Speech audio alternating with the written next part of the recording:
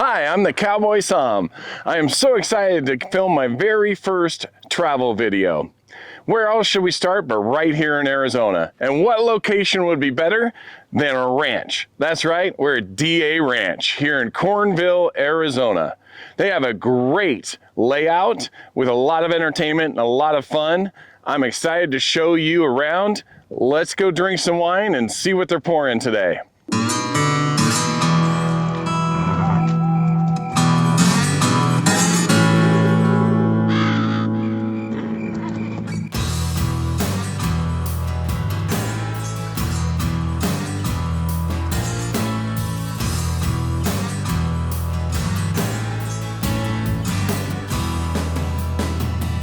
Alright, we're here, DA Ranch. Cornville, Arizona is what they call a census-designated area. This means it's not actually an incorporated city or town. The general population of the area is less than 3,500 people. Cornville is a 2-hour drive north from Phoenix on I-17. It's just south of Sedona, Arizona, right along the beautiful Oak Creek. Cornville's most famous resident was the late Senator McCain, who once ran for president of the United States. You would think with a name like Cornville there would be a lot of corn here, but that isn't the case. Actually, it's said the name of Cornville may have come by accident. Supposedly, at a meeting of Verde Valley pioneers in the 1800s, the town was supposed to be named Coneville, after a resident with the last name of Cohn, spelled C-O-H-N. They submitted the papers to Washington for the designation, but the staff in Washington read it as Cornville. They returned the paperwork with this designation officially recorded. No one in Cornville contested the name, and thus it stuck. Nowadays, Cornville is part of the Verde Valley Wine Trail that runs from Cornville in the northeast, through Cottonwood in the center, and Jerome on the mountainside in the southwest. There are several wineries in this area, despite the fact that the grapes used to make these Arizona wines are generally grown in the southern part of the state. DA Ranch has become a favorite destination for wine tours. It was purchased by the Petznick family in 2002. The Petznick family were ranchers and used the property as a holiday and summer home destination. The family realized the ranch had good fertile soil, perfect for growing grapes, and began planting vines. In 2008, the first bottle of wine was produced. Today, there is 7 acres under vine. DA Ranch has stayed true to its family grassroots by only producing 1,600 cases of wine a year. DA Ranch gets its namesake from being located on the Dancing Apache Road and has really created a great destination and wine tasting experience unique to this producer. There are great gathering places for groups all over the property that include picnic areas by the pond and sitting areas around fire pits. They almost always have live music and a food truck. That's enough about Cornville and DA Ranch. Let's get to tasting some wine. So we're drinking the Willow White, which is a Seyval Blanc, which I've never heard of that grape before. The Seyval Blanc. I like it. It's a little too acidic for me. Interesting. This kind of comes a little Toronto's-like, a little Sauvignon Blanc, right? You get some strong tropical fruits. Do you like it? Overall, it's good. It's balanced. And definitely more, if you're in the Sauvignon Blanc camp, this is definitely for you.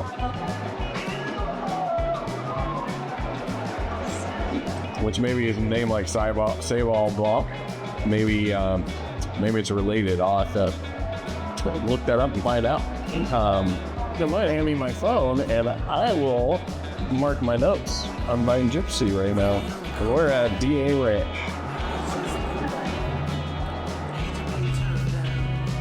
It's already there. Brilliant. My notes. Add notes. So that's the add wine. This was the Willow White. The vintage, I'm guessing. Oh, I got it on my picture. Yeah. I'm gonna guess it's a 2022. It's a Seyval Blanc. I'd never heard of that grape. I know. It's amazing how many grapes are. It's very tropical. Pineapple, dragon fruit.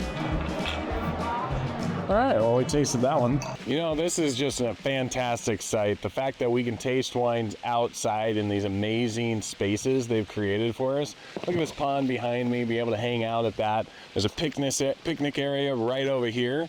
That's fantastic. You'll see over here, they've got cornhole, they've got fire pits, they've got a place for food trucks. They've just really taken the time to lay out a great environment that creates a lot of fun. And of course, throw in some wine and we're talking about a great time.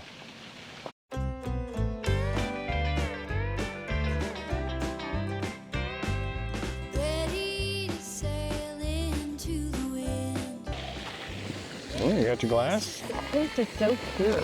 Let's get, I'm gonna do a little bit of I think for me, all I really want is the rest of my wrap.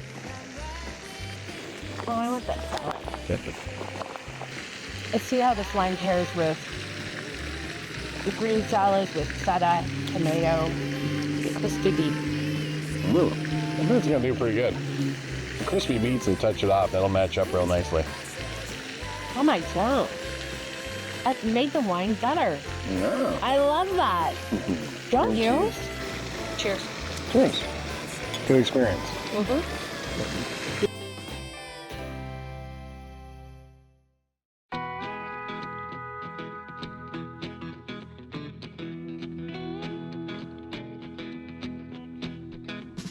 Okay, so this is really interesting. You ready for this one? It's a Rosé of Tannat, which I've only had a red Tannat before, so to have a Rosé, it's definitely interesting. It smells like strawberries and rhubarb, but you know I like strawberry rhubarb pie. Not the strawberry part.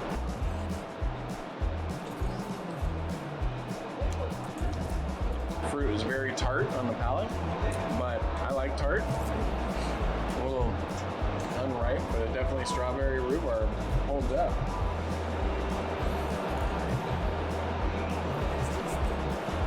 I like that. Yeah. It's a tart fruit. Nice clean finish.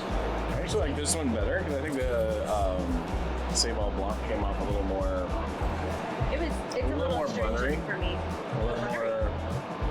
a little more full bodied, I guess too. A little more, I'd call that a medium body, just probably more light body. So this is more Arizona summer, right? Yeah, it's good. Got a hint of basil in there. Some non-fruit notes. Yeah, definitely some chalkiness.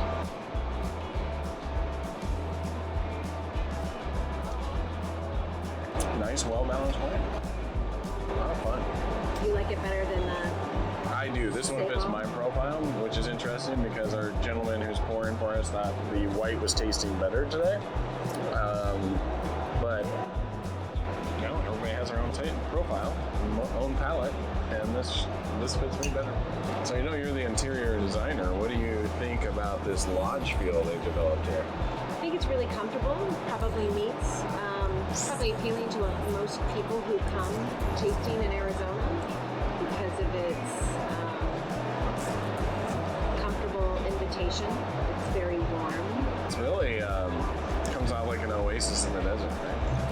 I agree Come with around that. out through those dry dirt roads, you come down and you see this beautiful pond and everything else. It's pretty They have a fantastic. lot of really unique places to sit and have your private tasting, which is all that they do here pretty much. You take your glass and go sit where you want. I think that is good to accommodate a lot of people from top to bottom. Yeah, I forgot to ask. I wonder if I get to keep the glass. I don't think so. Well, I need to put in my Rosé Tannat in my Gypsy. Provide my tasting notes. The May Rosé. Here's your third wine. I'll let you pull up your book Okay. so you can just say what it is. Let me see what that is. Graciano something. It's a Graciano. Ooh, I love me some Graciano. Well, let's see. It's the Homestead wine from the Wilcox AVA, which, by the way, AVA is for American Viticultural Area. So that's what AVA stands for. And this is Wilcox, and Wilcox is actually down southern Arizona. We've been down there a few times. Tasted wines down there. It's a growing region of wine, but pretty famous for pistachios and pecans, right? True. Which there always seems to be kind of an overlay of olives and nuts with grapes being grown. Wherever it kind of seems to be at least in the middle of the country, and then I guess when you get more northern, it's more orchard fruits. But anyway, so this is the Homestead. He told you it was Graciano. It just says red blend for now.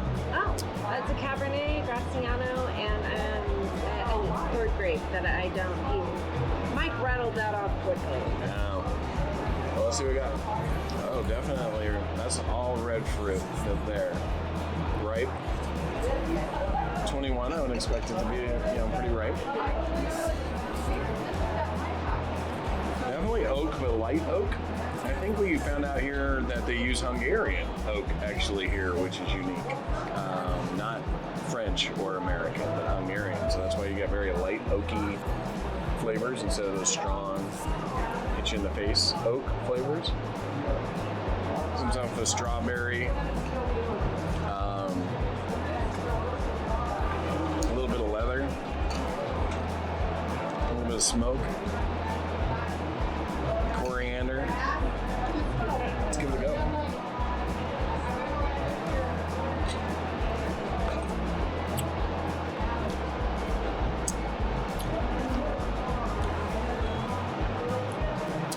Interesting. Yeah, definitely all the flavors come through that we described. It kind of stays consistent on the palate. It's red fruit. Still pretty much ripe, not tart at all. I'm not very smooth, very nice. Yeah, kind of a starter. I mean, they call it a red blend. I would put this on what I would refer to as a table red category. Yes. Crowd pleaser. Yeah, definitely a crowd pleaser. You gotta go with anything, whatever you want. You got a group of people eating fish, a group of people eating steak, vegetarians at the table. This will mix well. Totally.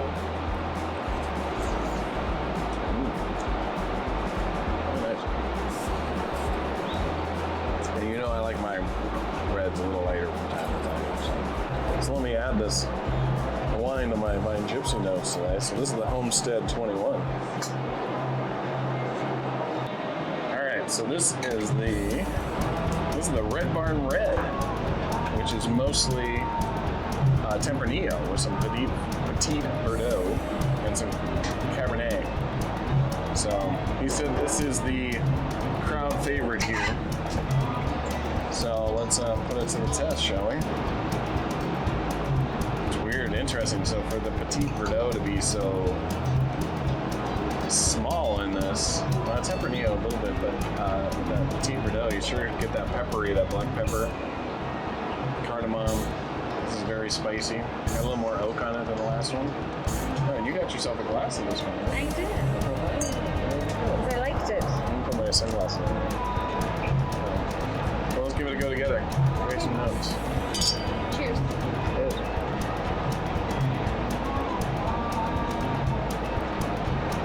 Okay, interesting.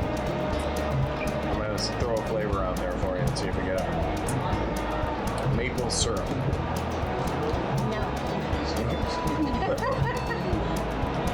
What is that flavor?